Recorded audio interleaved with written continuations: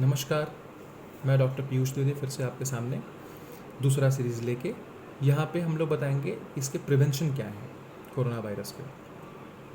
तो पहला प्रिवेंशन जो जनपद ध्वंस में ही बताया गया था, जैसा मैंने आपको पहले वीडियो में बताया था, जनपद ध्वंस एक साथ मास का लॉस होना। तो उसमें बताया गया था पहला शब्द है आइसोलेशन।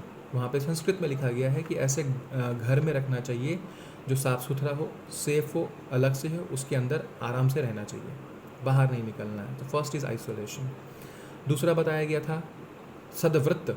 सदवृत्त का मतलब अच्छे व्यवहार, अच्छे बिहेवियरल कंडक्ट को फॉलो करना चाहिए। मतलब सबसे अच्छे से प्यार से बात करें, आपस में प्रेम से रहें, सबका भला सोचें और भला करें। तीसरा नंबर था दया, दान। अगर मौका मिलता है तो इस समय जो भी पीड़ित लोग हैं और आप सक्षम हैं तो उनके लिए दया रखिए और उनके लिए दान कीजिए।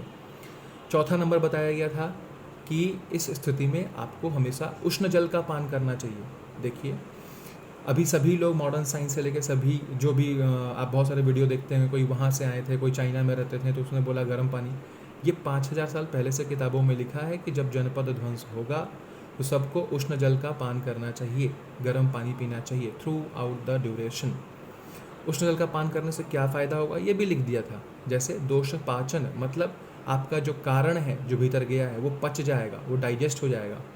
दूसरा अग्निवर्धन, आपका डाइजेस्टिव फायर बढ़ जाएगा जिससे आपकी इम्यूनिटी बढ़ेगी और कोई भी बीमारी बहुत दिन तक नहीं टिक सकती है। तीसरा नंबर है प्यास थोड़ी कम लगेगी और जल्दी बुझ जाएगी। चौथा नंबर है कफ विलयन, और अगर कफ कहीं जमा हुआ है तो उसको पिघला के निकाल देगा, इसलिए उष्ण जल का पान करना है। इसके अलावा क्या बताया गया था कि ये जो जनरल मेजरमेंट्स हैं ये सबके लिए हैं, आइसोलेशन, दया, सद्वृत्त, दान और उष्ण जल का पान।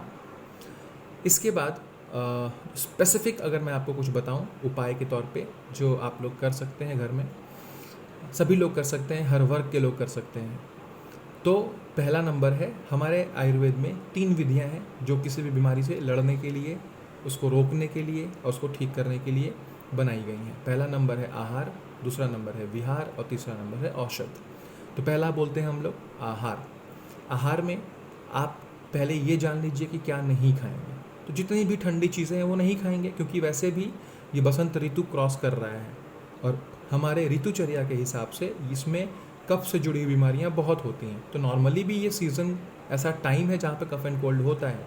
तो इसलिए ऋतुचर्या के हिसाब से भी, ना सिर्फ कोरोना के हिसाब से, ऋतुचर्या के हिसाब से भी इस सीज़न में ठंडी चीज़ों को नहीं सेवन करना चाहिए। जैसे दही नहीं खाना है, मट्ठा नहीं लेना है, आइसक्रीम्स नहीं खाने हैं, ठंडा पानी फ्रिज का रखा हुआ नहीं पीना है, इन चीज़ों को अवॉइड करेंगे। क्या लेंगे? तो जब भी आप दूध पिएं उसमें हल्दी ज़रूर मिलाएं, थोड़ा गर्म रहे तब पिएं, नंबर 1। नंबर 2, जब भी आप चाय पीते हैं, बहुत लोग चाय के शौकीन होंगे और अगर घर में अभी रह रहे हैं तो बहुत सारे लोग अपनी फैमिली मेम्बर्स के साथ ग्रुप बना के चाय पी रहे होंगे। एक बढ़िया चाय बताता हूँ आपको, सीतोपलादी चूर्ण, काफ़ी दिनों से हमारे भारत में चलता आया है।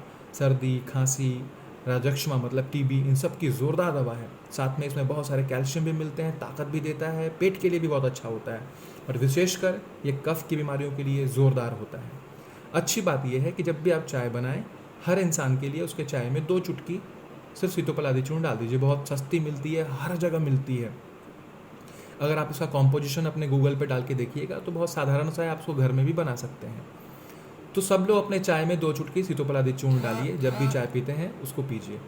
अगर ये कर पाते हैं तो और किसी चीज़ की असल में ज़रूरत नहीं है, फिर भी कुछ लोग और इंटरेस्टेड होंगे सुनने में, इसलिए मैं कुछ और भी बता दूं एक्स्ट्रा में। थोड़ा सा गर्म पानी लीजिए, उसमें हल्का सा 5-6 तुलसी के पत्ते, 1-2 काली मिर्च, थोड़ा सा दालचीनी, थोड़ा सा हल्दी, थोड़ा सा अदरक और आधा या 1 लहसुन, इसको उबाल दीजिए। हल्का सा फ़िल्टर करके उसको फिर सिप करके पी जाइए। दिन में ऐसा अगर 2 बार करते हैं तो आपका पूरा कफ क्लियर हो चुका रहेगा, अग्नि बढ़ी हुई रहेगी और जल्दी कोई बीमारी नहीं आएगी, स्पेशली वायरल। तीसरा नंबर है कि जब भी शाम के समय जब आप कुछ लेते हैं और रात को जब सोते हैं तो थोड़ा गर्म पानी पी के ज़रूर सोएं। ये 3 मुख्य बातें थी, बहुत सिंपल थी, छोटी थी, इसको कम से कम आप चाहें तो फॉलो कर सकते हैं। दूसरा है प्राणायाम, माने विहार में है प्राणायाम। आपको प्राणायाम जरूर करना है, ये मौका भी मिला है, अब तो बहाना भी नहीं रहेगा आपके पास कि समय नहीं है। तो आपको मुख्य तौर से आप जो कर सकते हैं वो कम से कम, हमारे शरीर में 7 धातुएं होती हैं, तो उन धातुओं के हिसाब से रस, रक्त, मांस, मेद, अस्थि, मज्जा और शुक्र, 7 धातुओं को ठीक रखने के लिए सबसे पहले सूर्य नमस्कार कीजिए 7 बार। जो नहीं कर सकते हैं, ज़ोर ज़बरदस्ती नहीं है, कम से कम वो लोग प्राणायाम जरूर करें। प्राणायाम में भस्त्रिका, भ्रामरी, उद्गीत, अनुलोम विलोम, नाड़ी शुद्धि और ओम का उच्चारण, इसको करें कम से कम 30 मिनट सुबह, 30 मिनट शाम को। इससे आपके मन को भी शांति मिलेगी, मन एकाग्र भी होगा, मानसिक जोर भी बढ़ेगा, नर्वसनेस, एंग्जाइटी, क्रोध, ये सब भी खत्म होगा। साथ में आपका immune system, specially the respiratory system, बहुत अच्छे लेवल पे इम्प्रूव करेगा, तो आप लोग उसके संग आराम से किसी भी बीमारी का संग फाइट कर सकते हैं। तीसरा नंबर है औषधि। औषधि के तौर पे अगर आपके आसपास में या पहचान में कोई भी आयुर्वेदिक शॉप खुला है या आप जानते हैं तो उससे मंगाइए। रसायन ही एकमात्र उपाय है जो किसी भी बीमारी को आपके अंदर आने से रोक सकती है। रसायन शब्द का मतलब होता है रिजुविनेशन। ये शब्द एलोपैथिक भाषा में नहीं होता, ये आयुर्वेद में मेंशन है, इसलिए बहुत सारी दवाइयाँ बोली गई हैं। अंग्रेजी के शब्द में इसको इम्यूनोमॉड्यूलेटर कह सकते हैं, इम्यून बूस्टर कह सकते हैं, जो समझिए आप। तो इसमें 3 तरह के रसायन आपके पास उपलब्ध हैं। आप अपने उम्र के हिसाब से, अपने व्याधि के हिसाब से इसको ले सकते हैं। पहला है ब्रह्म रसायन। मेरे हिसाब से 60 या 60 के ऊपर के जो लोग हैं वो ब्रह्म रसायन लें, बहुत बेहतरीन होगा। 1 चम्मच बड़े चम्मच से सुबह खाली पेट में हल्के गर्म पानी से, फिर आधा घंटे तक कुछ भी नहीं लेंगे। दूसरा है च्यवनप्राश। च्यवनप्राश मिडिल एज के लोग ज़्यादा लें, बहुत ज़्यादा अच्छा रहेगा। बच्चे भी ले सकते हैं, ऐसा कोई बात नहीं, इसको कोई भी उम्र के लोग ले सकते हैं। खास करके आप बच्चों को भी दे सकते हैं, 1 छोटे चम्मच से 1 चम्मच सुबह खाली पेट में। और तीसरा है अगस्त रसायन। अगस्त रसायन बेसिकली स्पेसिफिक है, मोर पोटेंट है। ये मिडिल एज के लोग और बच्चे कोई भी ले सकते हैं। 1 बड़े चम्मच से सुबह खाली पेट में हल्के गर्म पानी से मिडिल एज के लोग, आधा चम्मच छोटे बच्चे।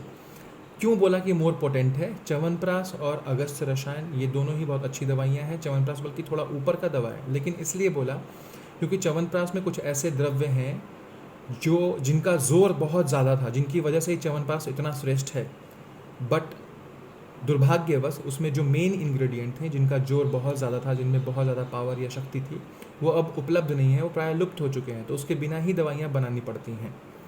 तो इसलिए फ़ायदा तो बहुत करेगा, लेकिन जिस लेवल पे चाहिए शायद उतना नहीं करे। इसलिए च्यवनप्राश ले सकते हैं, बट अगस्त रसायन मेरे हिसाब से ज़्यादा पोटेंट है। तो ये एक हिस्सा था आहार, विहार और औषधि से। अगला वीडियो में मैं एक बहुत ही बेहतरीन, अनोखा, आयुर्वेद के हिसाब से सीक्रेट कह सकते हैं आप, जो कि कुछ भी सीक्रेट नहीं होता, हालांकि सब है किताबों में, पुस्तकों में। अगले वीडियो में बताऊंगा, जिसको करने से ऑलमोस्ट सर्टेन है कि ये कोरोना वायरस आप तक तो नहीं पहुंच सकता। तो नेक्स्ट वीडियो के लिए इंतज़ार कीजिए। नमस्ते, जय हिंद, बहुत खुश रहिए।